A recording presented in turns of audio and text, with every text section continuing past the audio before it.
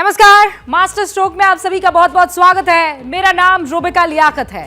Master stroke की cover story का आगाज एक ऐसी खबर से जिससे पूरी दुनिया में खलबली मची है। देखिए, आप दुनिया की किसी भी खबर को इस वक्त दिखा सकते हैं, लेकिन इसे इग्नोर नहीं कर सकते हैं।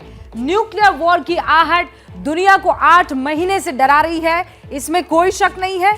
उसकी मुकम्मल तैयारी अब रूस ने कर ली है। और फिर मैं आपको बता दूं, जब जब ये खबर हम आपको बता रहे हैं उसमें कोई अतिशयोक्ति नहीं है, कोई एग्जैजरेशन नहीं है।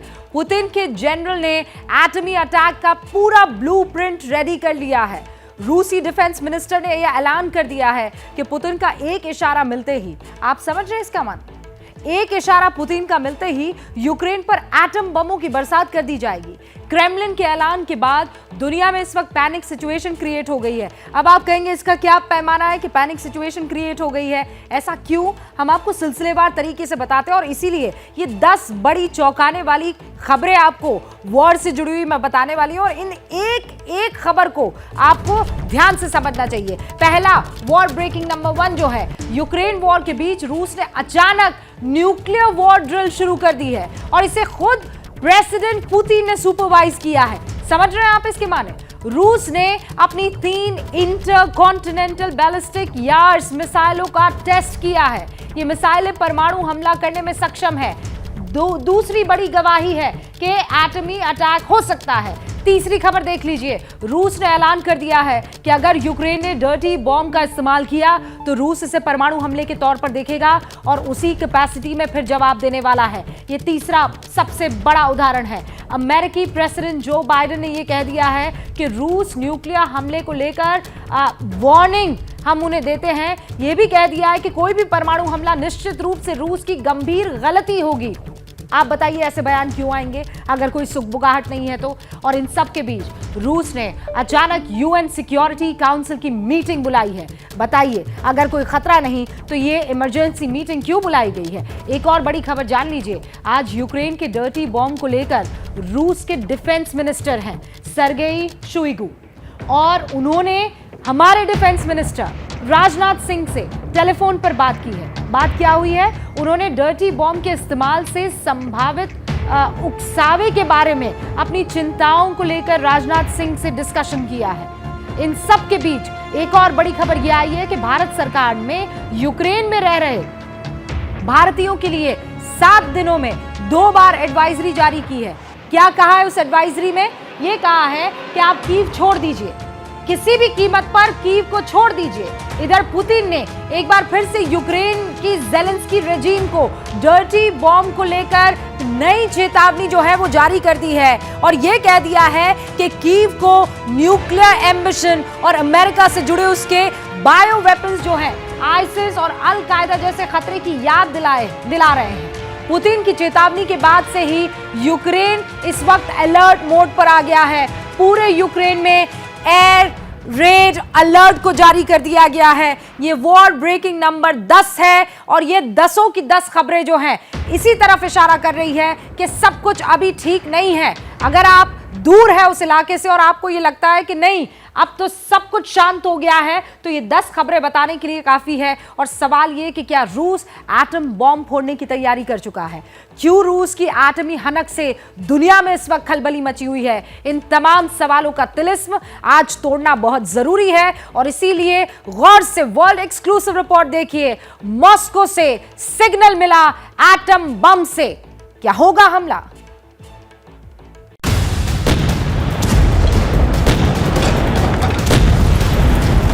Якщо російські терористи самыми одиозными группировками.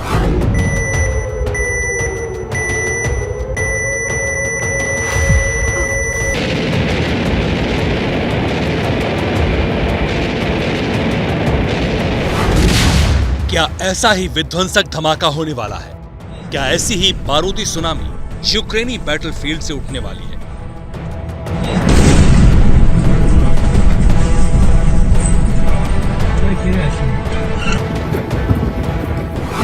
क्या रूस यूक्रेन वॉर का जजमेंट डे फाइनल हो चुका है?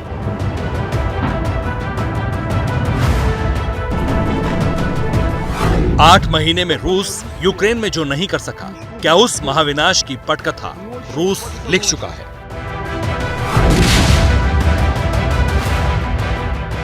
poses a threat. यूक्रेन की सरकार एटम बम हासिल करना चाहती है। कीव की परमाणु महत्वाकांक्षा और उसके अमेरिका से जुड़े बायोवेपन्स के जरिए ही ये आईसिस और अलकायदा जैसा खतरा हो चुका है। यूक्रेन अब अमेरिकी ब्रिटिश मंत्रालय के हाथ की कठपुतली बन चुका है और अपनी संप्रभुता खो चुका है। 8 महीने में दुनिया ने जंग की विभीषिका देखी। यूक्रेन को रूसी मिसाइल स्ट्राइक से जैसे मरघट बनते देखा। क्या इस युद्ध के परिणाम और विध्वंसक होने वाले हैं? जिस विध्वंसक वॉर में बारूद ठंडा होने जैसी मुनादी हो रही थी, क्या नतीजे उसके उलट आने वाले हैं? ऐसे कयास क्यों लगाए जा रहे हैं? क्यों दुनिया में रूस के फाइनल वॉर डिसीजन का खौफ दौड़ रहा है? इसकी पूरी कहानी क्रेमलिन से रिलीज हो चुकी है। तो क्या जंग और विध्वंसक हो रही है? आखिर मोदी को मॉस्को से कैसे सिग्नल मिले?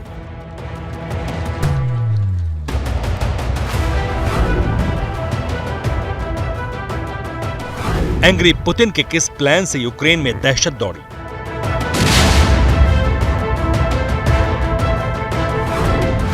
रूस यूक्रेन वॉर का जजमेंट डे कितना करीब है?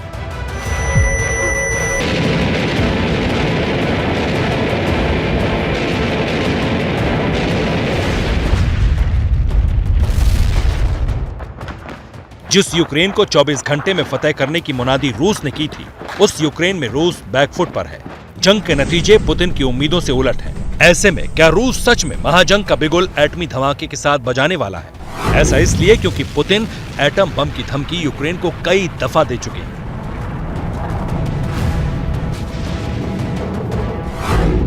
ऐसा इसलिए भी क्योंकि ज़ेलेंस्की डर्टी बम का खतरा महसूस कर चुके हैं। ऐसा इसलिए भी क्योंकि इंडियन एम्बेसी ने यूक्रेन में रह रहे भारतीयों को फौरन यूक्रेन छोड़ने की एडवाइजरी जारी की है।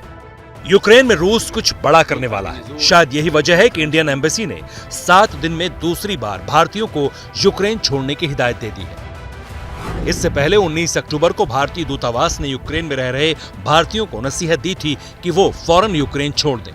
तो क्या पुतिन की सीक्रेट वॉर फाइल वाकई साइन हो चुकी है? जिस डर्टी बम की तबाही का खतरा यूक्रेन को डरा रहा है, क्या रूस वाकई उसका इस्तेमाल यूक्रेन में करने वाला है? दुनिया के एक्सपर्ट जिस महाजंग के कयास लगा रहे हैं, क्या वो वाकई छिड़ने वाली है? ये जंग अगर छिड़ी तो धरती पर इतना विनाश होगा जिसकी कल्पना करना तक मुश्किल है।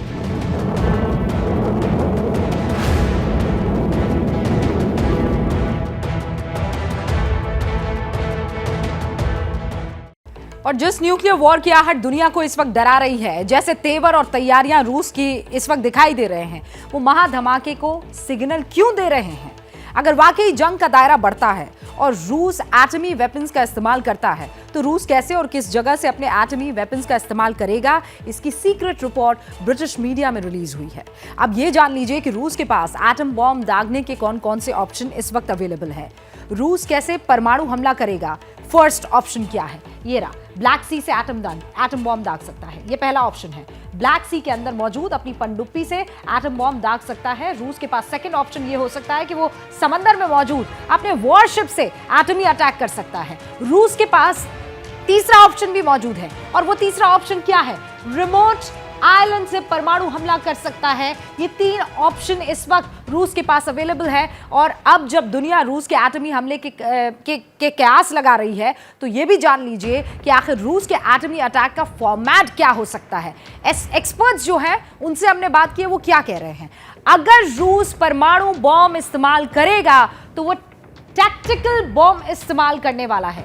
ये न्यूक्लियर बॉम्ब हल्के वजन के होते हैं, जिनके विध्वंस की जो ताकत है वो 0.3 किलोटन से लेकर 100 किलोटन की हो सकती है। KTS kiloton. अब ये जान लीजिए कि रूस कहां टैक्टिकल बॉम्ब्स का यूज कर सकता है। एक्सपर्ट्स ये मानते हैं कि रूस सबसे पहले यूक्रेन को टारगेट कर सकता है। जी हां, सबसे पहला अगर टारगेट रशिया इस्तेमाल करता है तो वो यूक्रेन को टारगेट करके, ऐसा करके रूस वेस्टर्न कंट्रीज को डराने की कोशिश करेगा। लेकिन अगर रूस ने ऐसा किया तो वेस्टर्न कंट्रीज क्या कर सकती है? एक्सपर्ट्स हमें यह बता रहे हैं कि रूस के टैक्टिकल बॉम्ब का जवाब वेस्टर्न कंट्रीज जो है वो एटमी हमले से दे सकती है। यही एक तरीका हो सकता है। यूरोप के पास इस वक्त 100 से ज्यादा टैक्टिकल बॉम्ब मौजूद है। यूरोप में ये बॉम्ब जो है वो मौजूद है, जो रूस के हमलों का जवाब देने की कुव्वत इस वक्त रखते हैं। परमाणु युद्ध को लेकर जो चर्चाएं जिस तरीके की बाजार में उठी है, दुनिया के बाजार में जो गर्म है, अगर वो परमाणु जंग छिड़ जाती है तो वो कितनी विध्वंसक होगी, इसे दुनिया के न्यूक्लियर पावर से समझा जा सकता है। मौजूदा वक्त में समझिए आप क्या है दुनिया की परमाणु जो पावर है, वो किसके पास कितने एटम बॉम्ब है। रूस के पास जो है वो 5,977 एटम बॉम्ब इस वक्त मौजूद है।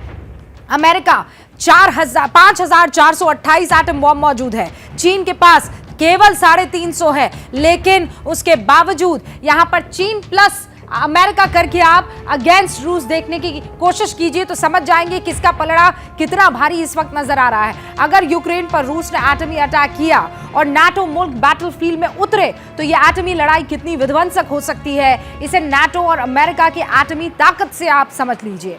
नाटो प्लस यूएस को देखकर आप समझ जाएंगे कि ये कितना खतरनाक वॉर हो सकता है। सुपर पावर अमेरिका के पास कितने हैं? 5,428 एटमी वेपन्स हैं। फ्रांस के पास कितने हैं? 290 हैं। ब्रिटेन के पास कितने हैं? 225 है। ये मैं सेग्रीगेट करके आपको बता रही हूँ। सबको अगर मिला लिया जाए, एक बार फिर से आपके लिए मैं रिपीट कर देती हूँ, यूएस के पास कितने हैं? 5,428। फ्रांस के मिला दीजिए उसमें 290, ब्रिटेन के मिला लीजिए 225, कुल मिलाकर हो जाते हैं 5,943। ये इस वक्त नाटो प्लस यूएस की एटमी ताकत आप देख रहे हैं।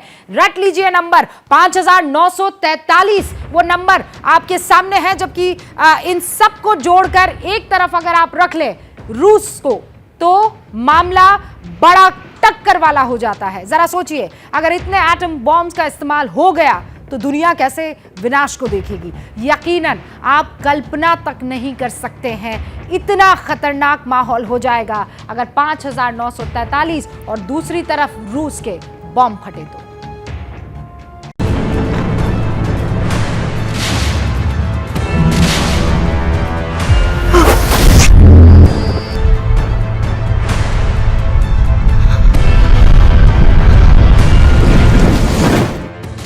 जिस वक्त पूरी दुनिया न्यूक्लियर वॉर के टलने की दुआ मांग रही है, उसी वक्त रूस ने एक बार फिर दुनिया के सामने अपने परमाणु अस्त्रों की प्रदर्शनी लगाने का फैसला किया है।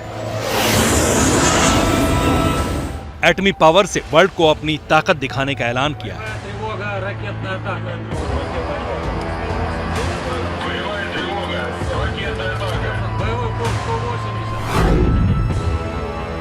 सरमट और यार्स न्यूक्लियर मिसाइल के बैकड्रॉप में रूस ने अचानक नए सिरे से न्यूक्लियर ड्रिल करने का फैसला लिया है।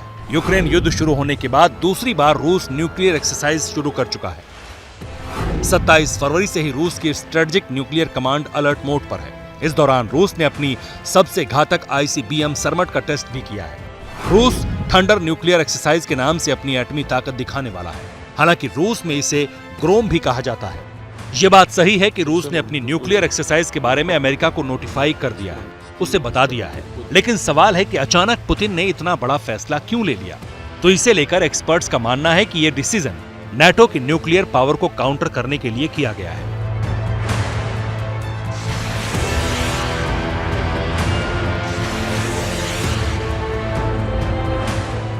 असल में 17 अक्टूबर से नाटो के 14 मुल्क न्यूक्लियर वॉर ड्रिल कर रहे हैं।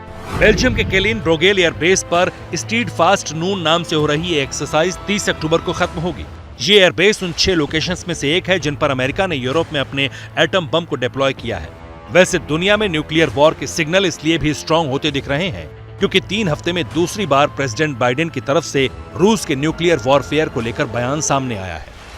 बाइडेन ने कहा है कि कोई भी परमाणु हमला निश्चित रूप से रूस की गंभीर गलती होगी। इससे पहले 7 अक्टूबर को बाइडेन ने न्यूक्लियर आर्मगेडन की बात कही थी। इससे क्यूबन मिसाइल क्राइसिस से कंपेयर करते हुए कहा था कि परमाणु वाली कयामत का खतरा इस वक्त 60 साल में सबसे ज्यादा है। इधर अमेरिका लगातार रूस को परमाणु हमले को लेकर चेतावनी दे रहा है कि वो गलती से भी यूक्रेन में न्यूक्लियर अटैक ना करे, नहीं तो इसके गंभीर परिणाम भुगतने होंगे। और वहीं रूस अमेरिका से कह चुका है कि यूक्रेन डर्टी बम वाला फॉल्स फ्लैग ऑपरेशन कर सकता है, यानी दोनों के न्यूक्लियर हथियार तैयार हैं। सिर्फ एक मिस कैलकुलेशन न्यूक्लियर तबाही की वजह बन सकती है।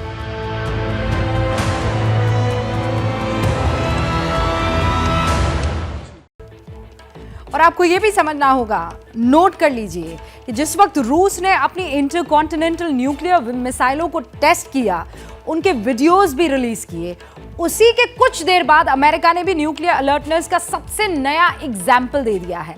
और ये एग्जाम्पल स्काई न्यूज के हवाले से जो बड़ी खबर आई है उससे मिला है।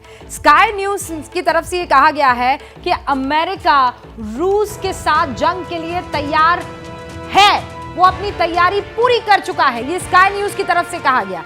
ये तक कहा गया कि अगर जरूरत पड़ी तो यूरोपियन वाटर्स में मौजूद अमेरिकी aircraft carriers USS George H.W. Bush रूस के साथ वॉर के लिए पूरी तरह से तैयार है, यह भी कहा गया है। और इस बीच रूस के डिफेंस मिनिस्टर ने पुतिन को न्यूक्लियर प्रिपेयर्डनेस को लेकर लेटेस्ट ब्रीफिंग दी है कि हम कितने तैयार हैं, कितने पुख्ता तरीके से रूस तैयार है।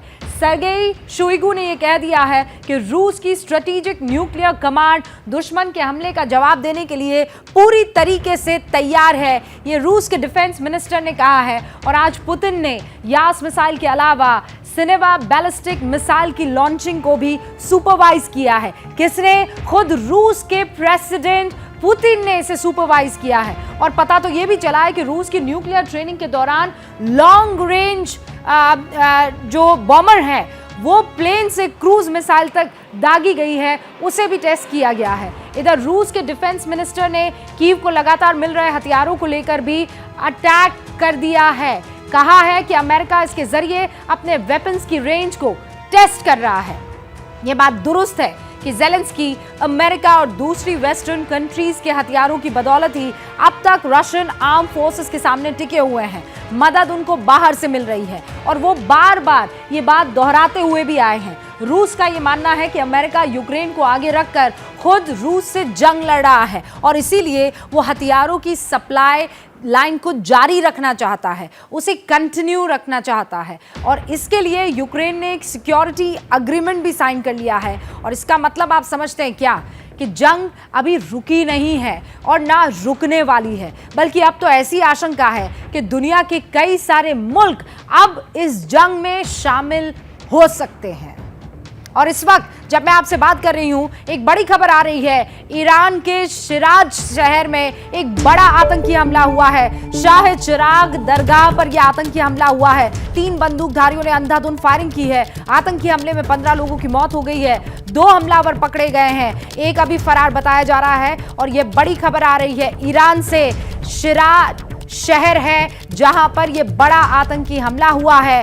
शाह चिराग दरगाह पर यह आतंकी हमला किया गया है। बताया जा रहा है कि अंधाधुंध फायरिंग करने वाले 3 बंदूकधारी थे। आतंकी हमले में अब तक जो आंकड़ा हमारे पास पहुंचा है वो 15 के आसपास है। 2 हमलावर अब पकड़े गए हैं और अभी ये पता लगाने की कोशिश हो रही है कि ये किस ऑर्गेनाइजेशन से ताल्लुक रखते हैं। फिलहाल एक फरार बताया जा रहा है।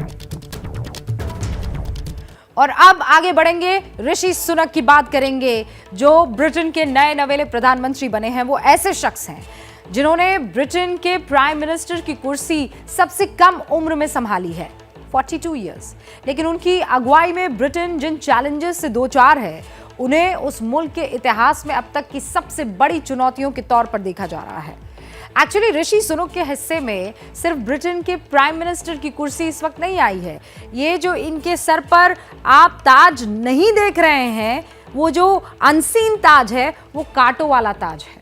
आज दुनिया जहां खड़ी है वहां ऋषि सुनक के लिए ब्रिटेन की नुमाइंदगी करना आसान नहीं है। It's very difficult. चुनौतियों का जो पहाड़ उन्हें इस वक्त विरासत में मिला है, उसमें चुनौतियां कौन कौन सी है वो आपके सामने रख देना चाहती हूं। पहली तो ये कि ब्रिटेन को रूस और यूक्रेन की जंग को लेकर हुई गोलबंदी से किसी तरीके से बाहर निकालना होगा। क्या निकल पाएंगे, ये बड़ा सवाल है। क्या वो रूस के साथ ब्रिटेन के रिश्तों में सुधार कर पाएंगे, ये भी एक अहम सवाल है। क्या वो ब्रिटेन का धराशायी हो रहा फाइनेंशियल सिस्टम सुधार पाएंगे? खस्ता हाल इकोनॉमी बड़ा सवाल है। बेतहाशा बढ़ती हुई महंगाई जो आपको दिखाई दे रही है ऋषि सुनक के लिए, वो भी एक बहुत बड़ा चैलेंज है, कौन सा फॉर्मूला लेकर आएंगे?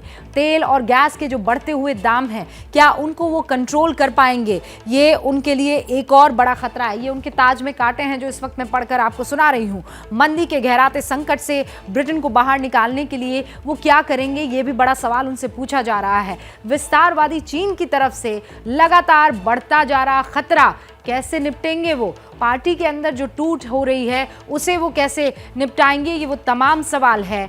इसके अलावा घरेलू फ्रंट पर भी ऋषि सुनक के सामने कई सारी चुनौतियां हैं, जैसे मैंने अभी बताया। उन चुनौतियों की बात फिलहाल ना भी करें तो जो मुश्किलें तत्काल तौर पर उनके सामने है, उसके बारे में अब बारी बारी से आप जान लीजिए इस रिपोर्ट में।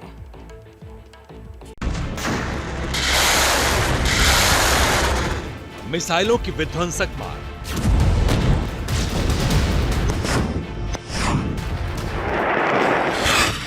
रॉकेट से घातक प्रहार, टैंक और तोप से गोलों की बौछार।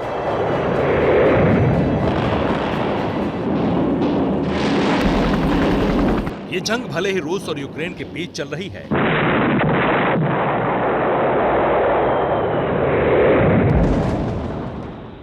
लेकिन यूक्रेन का मददगार ब्रिटेन इस जंग में बुरी तरह फंस चुका है।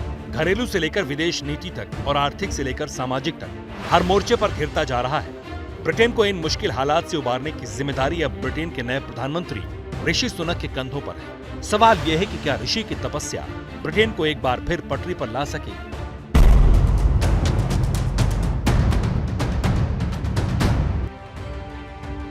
जिस समय रूस ने यूक्रेन पर हमला किया, उस समय ब्रिटेन की सत्ता संभाल रहे बोरिस जॉनसन ने यूक्रेन को सबसे पहले हथियारों की मदद भेज दी। कीव पहुंचने वाले राष्ट्राध्यक्षों में भी बोरिस जॉनसन पहले नंबर पर थे।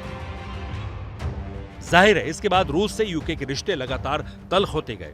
इसका नतीजा फ्यूल सप्लाई पर पड़ा, महंगाई बढ़ी और ब्रिटेन की हिचकोले खाती इकोनॉमी गोते लगाने लगी। इसका असर लोगों की जेब पर दिख रहा है। सुपरमार्केट में खाने पीने के सामान 44% महंगे हो चुके हैं। ब्रिटेन में एक आदमी का खर्च जनवरी के मुकाबले दिसंबर तक 450 पाउंड बढ़ जाएगा।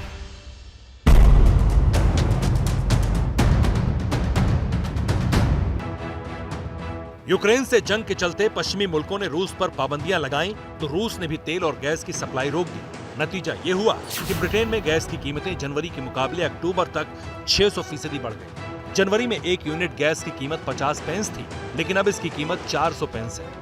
इसी तरह ब्रिटेन में पेट्रोल के दाम 136.5 पेंस प्रति लीटर तक पहुंच गए हैं। इसका असर ब्रिटेन के उद्योग धंधों पर पड़ा और कई कंपनियां बंद होने की कगार पर पहुंच गई। सबसे बड़ा संकट तो सर्दियों का है। सर्दियों में ब्रिटेन को ठंड से लड़ने के लिए गैस की जरूरत पड़ेगी, लेकिन रूस ने साफ कर दिया है कि वो पश्चिम के मुल्कों की कोई मदद नहीं करने वाला।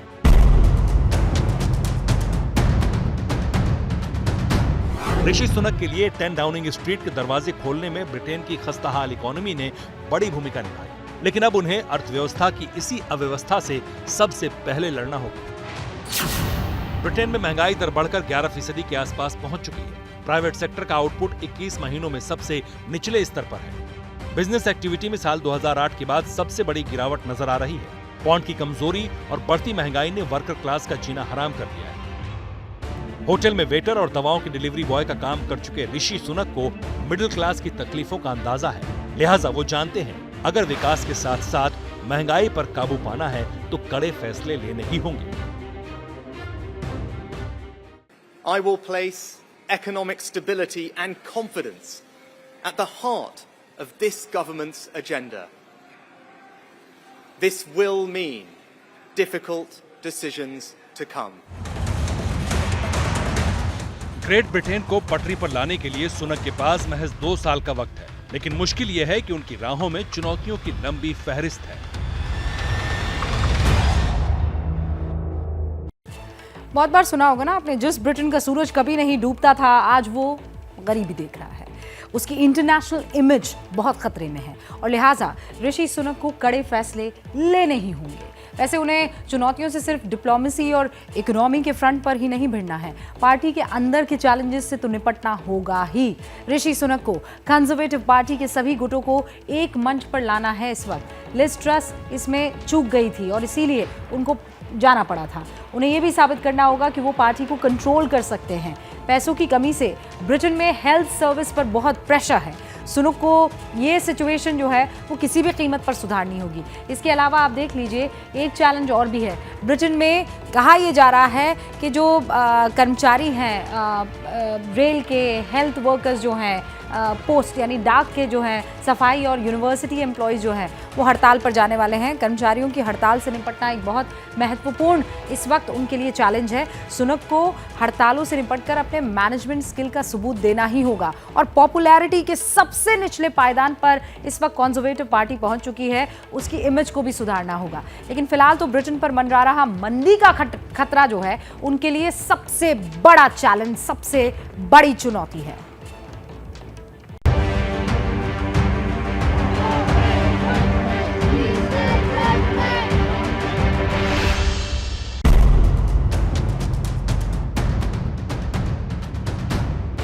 बैंकों की बिगड़ती बैलेंस शीट बता रही है कि 1970 के दशक के बाद ब्रिटेन मंदी के सबसे बड़े खतरे के करीब है। बैंक ऑफ इंग्लैंड ने सितंबर में ही मंदी का ऐलान कर दिया था। सरकारी खजाने का हाल यह है कि सितंबर में सरकार को 22 अरब डॉलर का उधार जुटाना पड़ा। ये पहले लगाए गए अनुमान से करीब 6 अरब डॉलर ज्यादा रहा। सितंबर में रिटेल सेल्स करीब 1.5% घट गई थी। एक तरफ आम लोगों के लिए महंगाई से लड़ना मुश्किल है, तो दूसरी तरफ सरकार को अपने खर्चों के लिए उधार जुटाना भी भारी पड़ रहा है। नतीजा है कि ब्रिटेन की आर्थिक साख खतरे में है। रेटिंग एजेंसीज का अनुमान है कि अगले साल ब्रिटेन की इकोनॉमी 1% और सिकुड़ सकती है, मतलब कर्ज का बोझ बढ़ेगा। लेकिन ऋषि सुनक मुल्क को इन हालातों से बाहर निकाल ले जाने का वादा कर रहे हैं। The government I lead will not leave the next generation, your children and grandchildren, with a debt to settle that we were too weak to pay ourselves.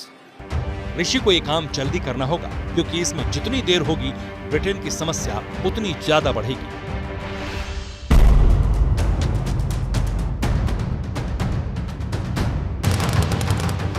समंदर में लगातार ताकत बढ़ा रहे चीन की ब्रिटेन से तनातनी का किस्सा पुराना है। खुद ऋषि सुनक भी चीन को ब्रिटेन का दुश्मन नंबर 1 बता चुके हैं। दरअसल चीन हिंद प्रशांत क्षेत्र और साउथ चाइना सी के संसाधनों पर एकाधिकार चाहता है, लेकिन ब्रिटेन इसका विरोध करता है। समंदर में चीन के खिलाफ मजबूत मोर्चाबंदी के लिए ब्रिटेन ने पिछले साल अमेरिका और ऑस्ट्रेलिया के साथ मिलकर ऑकस ग्रुप बनाया था। इसमें हुए समझौते के मुताबिक ऑस्ट्रेलिया अमेरिकी तकनीक से परमाणु क्षमता वाली पनडुब्बियां बनाएगा। चीन इससे बौखलाया हुआ है। मतलब ये कि ऋषि सुनक को सिर्फ घरेलू मोर्चे पर ही नहीं लड़ना, उन्हें राजनीति से लेकर कूटनीति तक तमाम मोर्चों पर जंग लड़नी होगी और जीतना भी होगा। ऋषि सुनक के लिए आगे की जो डगर है वो बहुत मुश्किल है, लेकिन हमारी तरफ से उनको ऑल द बेस्ट।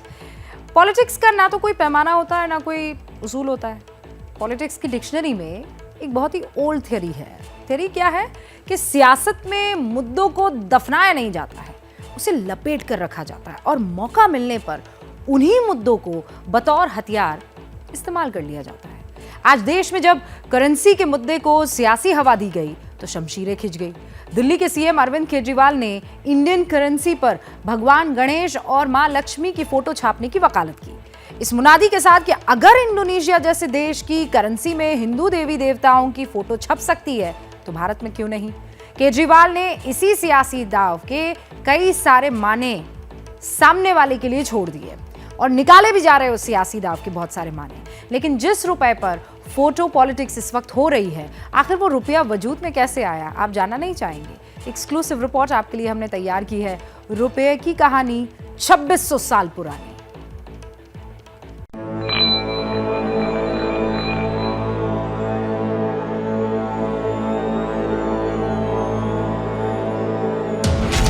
जो रुपया आपकी जेब में है, आपके वॉलेट में है, बैंक में है और शेयर मार्केट में लगा है, हिंदुस्तान में उसकी कहानी सदियों पुरानी है। ऐसा माना जाता है कि भारत उन गिने चुने देशों में शामिल है जो 2500 साल पहले से ही मुद्रा का इस्तेमाल करता था।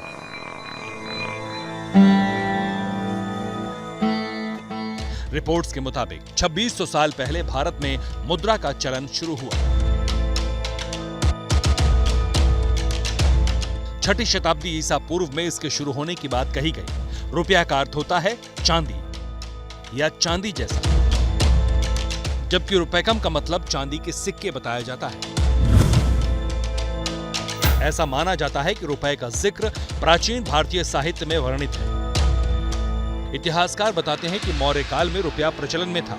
हालांकि तब मुद्राएं कैसी थीं, इसे लेकर ज्यादा जानकारी मौजूद नहीं है, लेकिन इतना जरूर है कि चंद्रगुप्त मौर्य के गुरु चाणक्य ने अपने अर्थशास्त्र में इसका जिक्र किया। मगर ये बात सही है कि कागज की जिस मुद्रा को आज रुपया कहा जाता है, ये चांदी के सिक्के के तौर पर प्रचलन में आया था। बताया जाता है कि 16वीं शताब्दी में एक बार फिर रुपया भारत के द्वार पर लौटा। तब भारत में शेर शाह सूरी का राज था। शेर शाह सूरी ने दिल्ली की सल्तनत पर 1540 से 1545 तक राज किया और उसी शासनकाल में चांदी के सिक्के को रुपए का नाम दिया गया। शेर शाह सूरी ने चांदी का जो सिक्का जारी किया, यानी जो रुपया जारी किया, उसका वजन 178 ग्रेन था। 20वीं सदी से पहले तक ये उसी रूप में प्रचलित रहा। चांदी के सिक्कों के साथ सोने के सिक्के भी जारी किए जाते थे, जिन्हें मुहर के नाम से जाना जाता था। आज भारतीय मुद्रा के दो स्वरूप, एक कागजी और दूसरा सिक्के। लेकिन अंग्रेजों के आने से पहले सिक्के ही थे और उनमें भी समानता नहीं थी। सोचिए, एक मुद्रा एक स्थान पर मान्य थी, मगर दूसरा राजा इसे अस्वीकार कर देता था। मिसाल के तौर पर हैदराबाद के निजाम के सिक्के अलग थे, जबकि सिखों के सिक्के अलग थे। ये समानता मुगल लेकर आए थे। रुपए के नाम से बाजार में उतरे सिक्के सब जगह चलने लगे। रुपए के सफर को जो लोग जानते समझते हैं, उनका यह भी कहना है कि 19वीं शताब्दी में टकसाल से ढलकर निकलने वाले सिक्कों में पाई सबसे छोटी यूनिट थी। पैसे का तीसरा हिस्सा और औपचारिक तौर पर आने का 12वां हिस्सा पाई के बराबर होता था। मतलब 3 पाई का 1 पैसा, 4 पैसे का 1 आना और 16 आने का 1 रुपया। कागज के रुपए के चलन की बात करें तो कुछ रिपोर्ट्स के मुताबिक 19वीं सदी में बैंक ऑफ हिंदुस्तान ने इसकी शुरुआत की थी। रुपए की हिस्ट्री को करीब से जानने वाले लोग बताते हैं कि 1861 में 10 रुपए के नोट ने पहली बार बाजार में दस्तक दी। 1864 में 20 रुपए का नोट आया, जबकि 8 साल बाद 5 रुपए का नोट भी उतार दिया गया। 1900 में 100 रुपए का नोट आया और 1905 में 50 रुपए के नोट ने भारत में अपना डेब्यू किया। कहानी यहीं नहीं रुकी। 1907 में 500 रुपए, जबकि 2 साल बाद यानी 1909 में 1000 रुपए का नोट बाजार में उतारा गया। आजाद भारत में आना की शुरुआत 15 अगस्त 1950 को हुई। यह भारतीय गणतंत्र का पहला सिक्का था। इसमें राजा के चित्र के स्थान पर शौर्य के प्रतीक अशोक स्तंभ की आकृति उकेरी गई। मौद्रिक प्रणाली में 16 आना मतलब 1 रुपया होता था। बाद में 100 पैसों का 1 रुपया हो गया। साल 1950 में ही 2, 5, 10 और 100 रुपए के नए नोट जारी किए गए। रिजर्व बैंक की स्थापना से पहले भारत सरकार नोट छापने का काम करती थी। साल 1938 में रिजर्व बैंक के अस्तित्व में आने के बाद बैंक ने 5 रुपए का पहला नोट जारी किया था। उसी साल 100, 1000 और 10,000 के नोट जारी किए गए। साल 1949 में भारत सरकार 1 रुपए का नया नोट लेकर आई। बीच में बड़ी करेंसी बंद हो गई, लेकिन साल 1954 में 1000, 5000 और 10,000 के नोट दोबारा वापस आए। हालांकि 1978 में बड़ी करेंसी को बंद कर दिया गया। भारत के रुपए की यात्रा जितनी लंबी है, उतनी ही विविध भी है। यानी हर मुकाम पर इसके चाल चरित्र में बदलाव होता रहा और सुरक्षा कारणों से आज भी किया जाता है। इसके सिक्योरिटी फीचर्स अपग्रेड होते रहते हैं। आजादी के बाद इस बात पर सहमति बनी थी कि अशोक चिन्ह के बदले महात्मा गांधी की तस्वीर नए नोटों पर उकेरी जाए। हालांकि बाद में सहमति अशोक चक्र पर ही बनी। एक वक्त था जब 2 रुपए के नोट पर बाघ की तस्वीर थी, 5 रुपए के नोट पर सांभर हिरण और गजेल थी, जबकि 100 रुपए के नोट पर कृषि संबंधित आकृति, तो वहीं 10 और 20 रुपए के नोट पर कोणार्क व्हील, मोर और शालीमार गार्डन भी दिखाई देती थी। साल 1969 में महात्मा गांधी की शताब्दी जन्म जयंती के उपलक्ष्य में भारतीय करेंसी पर महात्मा गांधी की तस्वीर छापी गई। तब गांधी जी के साथ सेवाग्राम आश्रम की तस्वीर नोट पर दिखाई दी थी।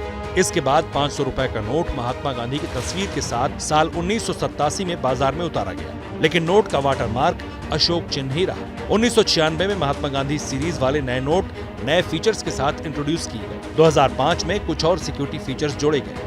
2011 में रुपए के सिंबल को नए सिरे से लाया गया और 2016 में नोटबंदी के बाद 2000 का नोट भी मार्केट में आ गया। और इस वक्त एक बड़ी खबर आप तक पहुंचा देना चाहती हूं। खबर ये आ रही है, तेलंगाना के साइबराबाद पुलिस ने टीआरएस के 4 विधायकों की खरीद फरोख्त का खुलासा करने का दावा किया है और आरोप बीजेपी पर है। बताया ये जा रहा है कि साइबराबाद में केएल विश्वविद्यालय के पास अजीज नगर के एक फार्म हाउस से 3 लोगों को गिरफ्तार किया गया है। ये दिल्ली से आए थे। इनके पास से भारी मात्रा में नकदी जो है वो जब्त की गई है। हिरासत में लिए गए लोगों में डेक्कन प्राइड होटल के मालिक नंद कुमार शामिल हैं, जो एक बड़े नेता के करीबी बताए जा रहे हैं। पुलिस ने कथित तौर पर अब तक 15 करोड़ रुपए जब्त किए हैं। आरोप यह भी है कि भाजपा की तरफ से टीआरएस विधायक रेगा कांथा राव, गोवाला बालाराजू, बीरम हर्षवर्धन रेड्डी और पायलट रोहित रेड्डी को खरीदने की कोशिश की जा रही थी। मेरे सहयोगी आशीष का रुख कर लेते हैं, उनके पास जानकारी है। आशीष, क्या है ये पूरी खबर? जी देखिए रूबिका, ये काफी एक महत्वपूर्ण डेवलपमेंट है तेलंगाना से। रंगारेड्डी जिले के एक फार्म हाउस में पुलिस पहुंचती है। साइबराबाद पुलिस के आला अधिकारी पहुंचते हैं। वहां पर टीआरएस के 4 एमएलए मौजूद होते हैं। उन 4 एमएलए के साथ 2 स्वामी जी, एक फरीदाबाद हरियाणा के रहने वाले स्वामी हैं, एक तिरुपति जो आंध्र प्रदेश का है वहां के रहने वाले स्वामी हैं, और उसके अलावा एक होटेलियर, एक बिजनेसमैन, होटल बिजनेस में जो शामिल है, हैदराबाद में रहते हैं। ये 3 लोग मौजूद होते हैं 4 विधायकों के साथ। वहां पर भारी मात्रा में करीब 15 करोड़ के करीब का कैश बरामद होता है। पुलिस, साइबराबाद पुलिस ने ये बताया है कि उनको ये सूचना इन टीआरएस एमएलए ने दी थी कि उनको बीजेपी की तरफ से इन शख्स ने बीजेपी में शामिल होने के लिए पैसे का प्रलोभन दिया था, और उसी आधार पर इन लोगों को मीटिंग के लिए इस फार्म हाउस में बुलाया गया था। गुप्त सूचना के आधार पर, एमएलए की सूचना के आधार पर साइबराबाद पुलिस ने रेड किया है। अभी इन 3 लोगों को हिरासत में लिया गया, जिसमें 2 स्वामी जी हैं और एक। तो इस वक्त ये तेलंगाना की पॉलिटिक्स की सबसे बड़ी खबर है। आरोप लग रहा है बीजेपी के ऊपर। 3 लोग इस वक्त हिरासत में लिए गए हैं। आशीष, शुक्रिया। क्या मजबूरी है मेरी, बताइए। मैं अभी आपको बताती हूँ कि मैंने ओए होए होए होए, नमकीन के चटकारे लेते हुए टकटकी मार के डिबेट शो को पॉज रिपीट कर करके देख रहे हैं जोगिंदर जी। इनकी तरह आप भी देखें अपने फेवरेट डिबेट्स को रिपीट कर, और डाउनलोड कीजिए एबीपी लाइव ऐप अपने स्मार्ट टीवी पर।